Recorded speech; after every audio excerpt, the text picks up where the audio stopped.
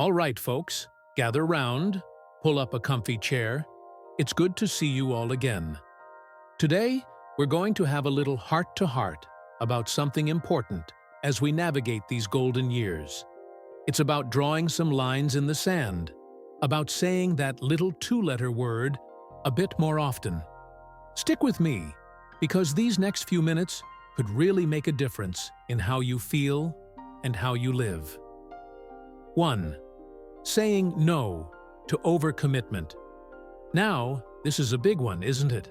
For years, many of us have been the go-to people, the ones who volunteer for everything, who never say no to helping out. And that's a beautiful thing, that spirit of generosity. But as we get a little older, our energy levels can shift. What used to feel manageable might now leave us feeling drained and stretched thin. I remember when my grandkids were younger, I'd happily agree to every school play, every soccer game, every request for help with homework. And I loved it. But there came a point where I realized I was so busy keeping up with everyone else's schedule, I wasn't leaving enough time for my own well-being, for a quiet afternoon with a good book, or just a simple nap. Learning to say no to extra commitments isn't selfish, it's self-preservation. It's about recognizing your limits and prioritizing your energy for the things that truly bring you joy and that you have the capacity for. When someone asks you to take on something new, it's perfectly all right to pause, consider your current commitments and your energy levels, and politely decline if it feels like too much. A simple, "Thank you for thinking of me, but I'm not able to take that on right now," is perfectly acceptable. Don't feel the need to over-explain or apologize excessively. Your well-being is important. 2. Saying no to unnecessary stress. We've all dealt with our fair share of it throughout our lives, haven't we? Raising families, building careers, navigating life's ups and downs. But as we get older, the impact of stress on our bodies and minds can be even more significant. It can affect our sleep, our blood pressure, even our mood. And sometimes, we unknowingly invite unnecessary stress into our lives. Maybe it's constantly watching stressful news cycles, or getting drawn into other people's dramas, or holding on to old grudges. I recall a time when I let a minor disagreement with a neighbor fester for far too long. It weighed on me, stole my peace of mind, and honestly, it wasn't worth it. Letting go of that negativity was like a weight being lifted. Now, I try to be more mindful of what triggers my stress. If the news is getting me down, I limit my exposure. If a conversation is becoming heated, I politely step away. Learning to say no to situations and thoughts that unnecessarily elevate your stress levels is crucial for your peace of mind and physical health. If you find yourself constantly feeling overwhelmed or anxious, please do talk to your doctor. They can offer support and guidance. 3. Saying no to ignoring your body's signals. Our bodies are pretty amazing machines, and they often give us signals when something isn't quite right. Maybe it's a persistent ache, a new twinge, or just a general feeling of being unwell. For years, we might have pushed through these things, telling ourselves it's just part of getting older. And while some changes are indeed age-related, ignoring new or persistent symptoms is something we really need to say no to. I remember a time when I had a nagging pain in my knee. I kept telling myself it was just a bit of arthritis acting up, and I put off seeing the doctor. Turns out, it was something that could have been treated more easily if I'd addressed it sooner. Don't fall into the trap of dismissing your body's signals. If something feels off, don't hesitate to get it checked out. It's always better to be safe than sorry. A simple, "No, this isn't normal, I need to see a doctor," can make a world of difference. Early detection and treatment can often lead to better outcomes. Please, listen to your body. It's talking to you. 4. saying no to guilt trips. Ah, guilt trips. We've all been on the receiving end of those, haven't we? Sometimes family members or even friends might try to make us feel guilty for setting boundaries or not doing exactly what they want. It can be subtle, a sigh here, a pointed comment there, or more direct. But as we get older, we've earned the right to make choices that are best for us without feeling burdened by guilt. I had a situation a while back where a family member kept pressuring me to travel for every single holiday, even though the travel was becoming quite tiring for me. It came with a fair amount of guilt-inducing language.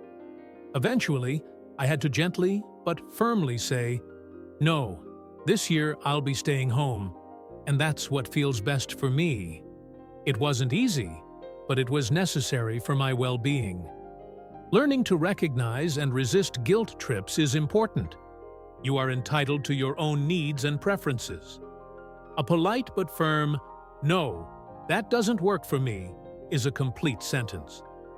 Don't let anyone make you feel bad for prioritizing your own comfort and health. 5.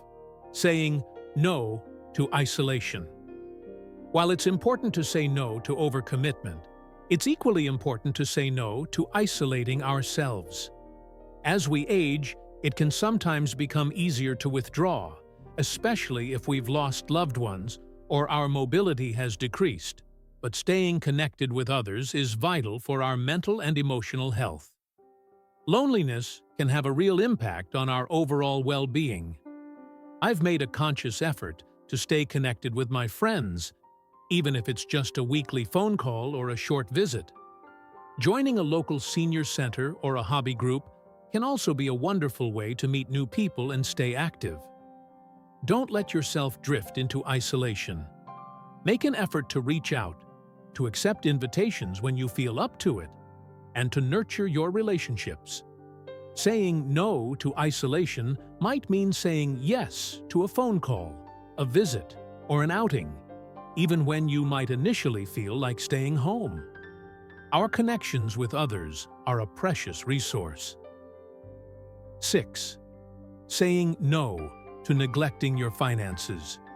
Financial matters can sometimes feel overwhelming, and it might be tempting to put them on the back burner.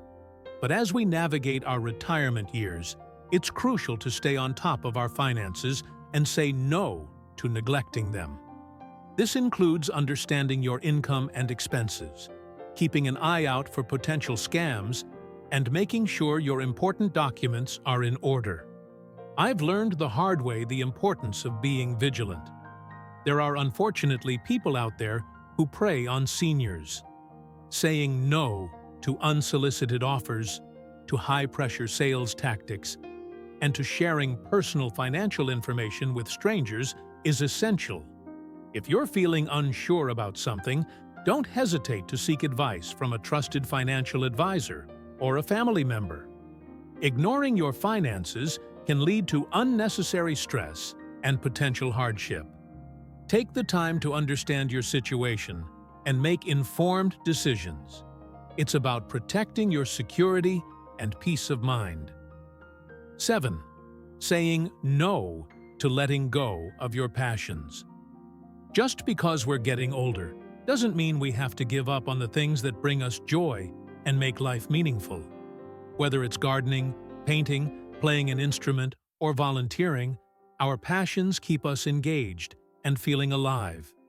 Sometimes, we might start to think we're too old or too tired to pursue these things, but that's a no we should actively resist.